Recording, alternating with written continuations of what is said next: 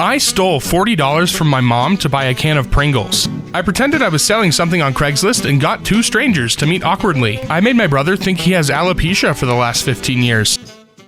This is probably the pettiest thing I've ever done, and I regret it to this day. When I was 15 years old, I got my first job and started to have some money of my own. I used my money to spoil myself and purchase nicer things like clothes, shoes, makeup, and salon brand shampoo. My brother used to sneak into my bathroom and constantly steal my nice shampoo. He would use them, and most of the time, he would leave them open in the bathtub. This would result in the rest of the shampoo going down the drain and leave me with empty containers. This drove me completely insane, and I hated him for taking my things. I tried to speak with my parents about this, but they told me that I should just learn to share. One day, I went out and purchased hair removal cream. I mixed this into my shampoo bottle and left it in my bathroom. I gave him a verbal warning not to use my newly purchased bottle, but he stole it again anyway. Over the next few days, his hair slowly started to fall out and small bald patches started to appear. Seeing what I had done, I immediately emptied the remaining shampoo. I felt terrible, and I truly didn't think it would have as dramatic effect as it did. My mother took him to the doctor to get checked out, and they diagnosed him with alopecia. He then had to start using this special and terrible smelling shampoo to combat this. His hair did grow back, but I just recently found out that he is still using the shampoo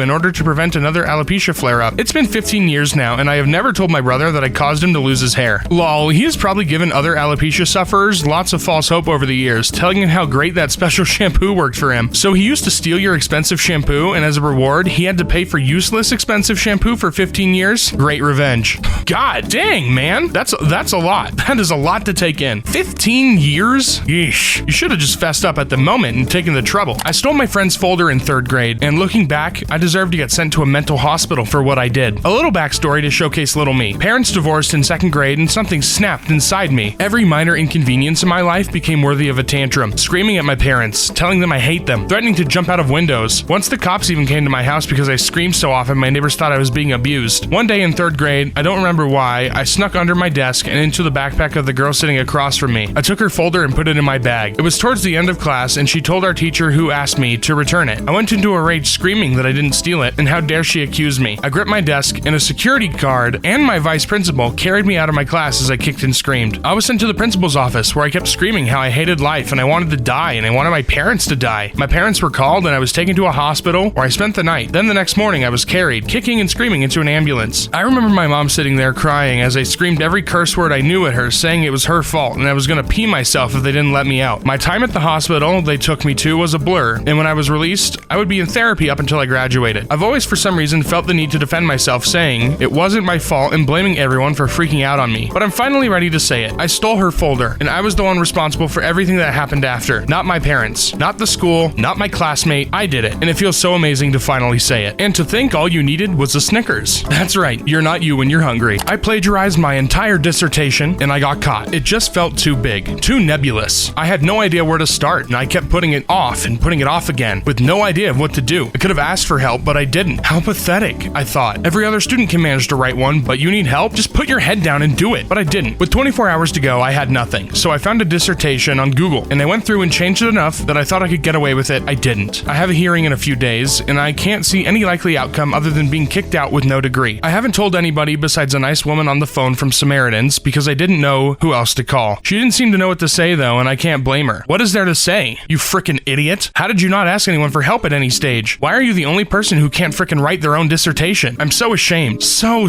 ashamed. I can't tell my friends. Students have fun at university, but I feel as though there is an unspoken contract that everyone can do so because they're all working hard. I've broken my contract and I cannot admit it. This shame pales in comparison to the shame I feel regarding my parents. I'm dreading telling them more than anything. They have been nothing but supportive my entire life. They are wonderful people. They've given me so much help, sacrificed so much for me to get a good education, and I've spat in their faces. I am ashamed to be their son. Wow. So we're starting off heavy and deep. Oh man. Live and learn, I guess, buddy. Sorry. I intentionally ask women well above the legal age limit alcohol to show me their ID. I work as a cashier at a grocery store. Whenever a middle-aged woman who clearly looks older than 21 purchases alcohol from me, I intentionally ask them to show me their ID. I do this because somewhere deep down, I feel that if I ask them for their ID, it creates an impression that they look far younger than they are. I do this every chance I get, regardless of how busy the line is, in hopes of making them feel younger and possibly happier. I used to ID old ladies who requested the senior discount. They loved it. Every time I have to ID people, they always get pissed off and annoyed. I once told an elderly woman, "Have a nice day, young lady," and she went and told the manager and I was written up. Well, you gotta be subtle about it, man. You can't just say young lady, because then she kind of feels like you're kind of, you're taunting her, you're messing with her. But you just gotta be subtle about it. I stole my dad's car at night to lose my virginity to a chick I had never met. Hi, I'm 20 now, but this happened when I was barely 16. I met this girl on Hot or Not who said she wanted to have her way with me. So I was like, dope, I'm gonna get some good strange for my first time. I decided to meet up with her on a Friday night. I waited for my parents to go to sleep, then snuck out my window with my dad's keys and stole his car to meet this girl I'd never met IRL. I called her on my parents' house phone right before I sneak out to make sure she knows I'm coming over. They took my cell phone at night. So I get there, and guess what? She's not there. I drive back to the McDonald's down the road from her place and call using the phone number I had written on my handwritten Google Maps directions. Again, had no cell. She tells me she will be home in 30 minutes, so I waited out. I go there around 12:30 a.m., and she's waiting for me on the porch. I walk up, and I was like, shoot, she's a lot less attractive than in her pics. But I'm already here, and went through this much stuff to get here, so frick it, why not? We do the thing while on the floor, and 2 days later, I got ringworm on my cheek. I also neglected to tell her I was a virgin till I was done smashing. Haven't told anyone except my close guy friends that story. That's a story he will tell his grandson, laughing his ass off, laughing his ringworm off. A typical young man following his whoever that leads him. Ringworm and memories. Ringworm and memories is just such a nice tagline. I took a dump on my neighbor's doorstep. So back when I was 10, my dad asked me if I wanted to make $20. I accepted. The catch, I had to poop on our neighbor's doorstep. It was clear my dad had beef with this woman. She woke in the morning and tried to blame our chihuahua. My dad yelled at her, saying that poop was bigger than our dog. Impossible. Point is, I don't feel bad. Forever daddy's girl. An even better trick is pooping in a bag, lighting it on fire, ring the doorbell, and leave. Wait, girls can poop? Hate to tell you guys.